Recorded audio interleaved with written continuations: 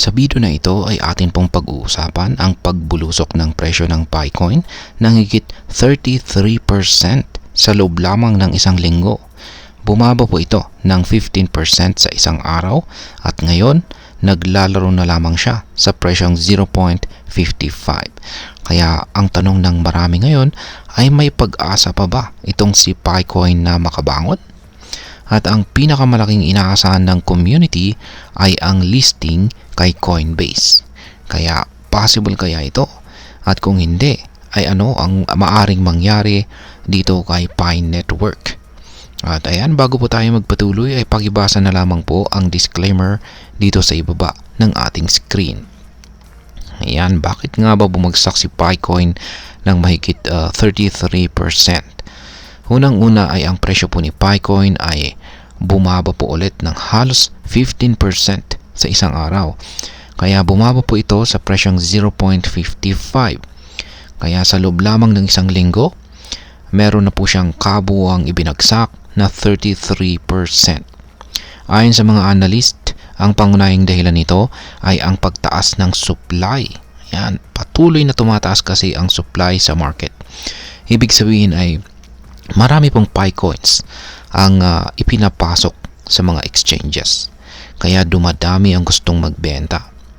Sa crypto, kapag mas marami po kasi ang supply kaysa sa demand, natural lang na bumagsak ang presyo.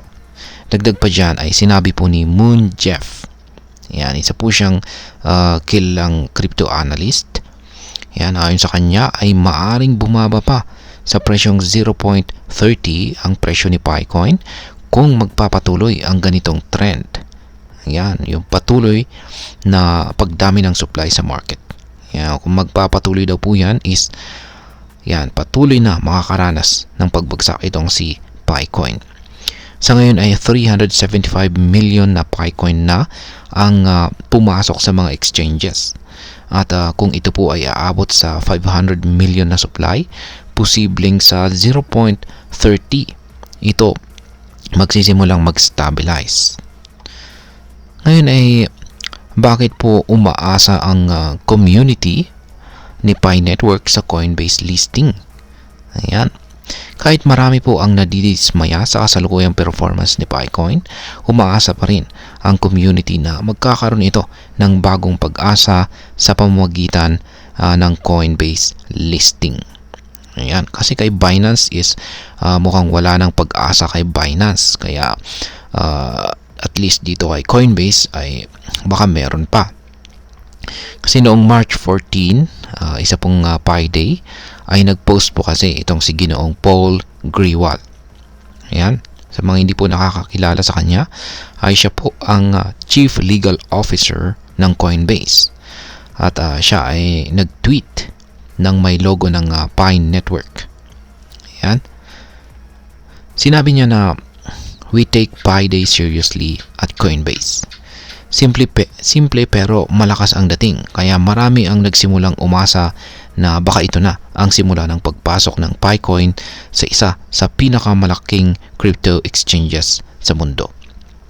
Ayan. Kung sakaling malista nga ito kay Coinbase, ito po ay magdadala ng mas malaking liquidity kung saan ay mas maraming tao ang makakabili at makakabenta ng Picoins. Maliban po dyan ay magdadala na rin ito ng mataas na exposure at mas makikilala po itong si Picoin sa international market. Magdadala rin ito, syempre, ng mas mataas na presyo. Posibleng tumaas ulit ito sa $1 o higit pa. Pero tandaan po natin na ito ay speculation lamang po. Wala pong official na announcement mula sa Coinbase. Ngayon is may chance ba talaga na si Picoin ay malista dito kay Coinbase o Binance? Ayan. Dito kay Binance is meron po tayong mga balita tungkol dyan at mukhang medyo mababa pa ang chance niya kay Binance na malista. Pero dito kay Coinbase is mukhang medyo mukhang may pag-asa. Yan. Pero hanggang sa ngayon ay wala pa ring malinaw na kung si PiCoin ay malilista nga ba kay Coinbase o Binance. Ayon po sa ulat ay na-delay ang posibleng listing na naman kay Binance at wala pa rin silang pahayag mula mismo sa team ng Binance. Ngunit isa pong malaking dahilan kung bakit may posibilidad na malista kay Coinbase itong si PiCoin ay ang laki ng community ng Pi Network. Meron itong higit million users sa ecosystem nito. Kaya tinitingnan po ng Coinbase ang community engagement bilang factor. At meron nga talagang laban ito. Pero ayon po kay Dr. Altcoin, isa pang kilalang community member, hindi pa rin sapat ang laki ng user base. Kailangan daw ng transparency mula sa PiCore team, lalo na sa usapin ng tokenomics. Ano pa ang mga problema sa loob ng Pi Network? Dalawang malalaking problema ni Dr. Altcoin. PiCoin, kaya nahihirapan ang mga users na gamitin ito sa mga decentralized apps or dApps sa loob ng Pi ecosystem.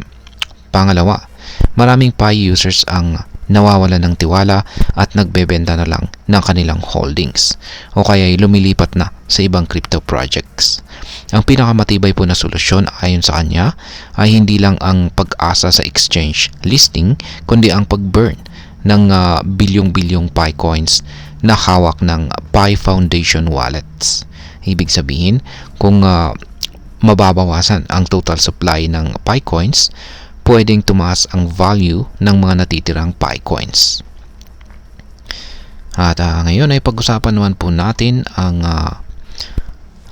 maaring maging epekto nito para sa atin bilang mga crypto traders at investors ni PiCoin. Yan, para sa atin na naging bahagi ng Pi network mining gamit lang ang ating cellphone, syempre masakit ang pagbagsak ng presyo.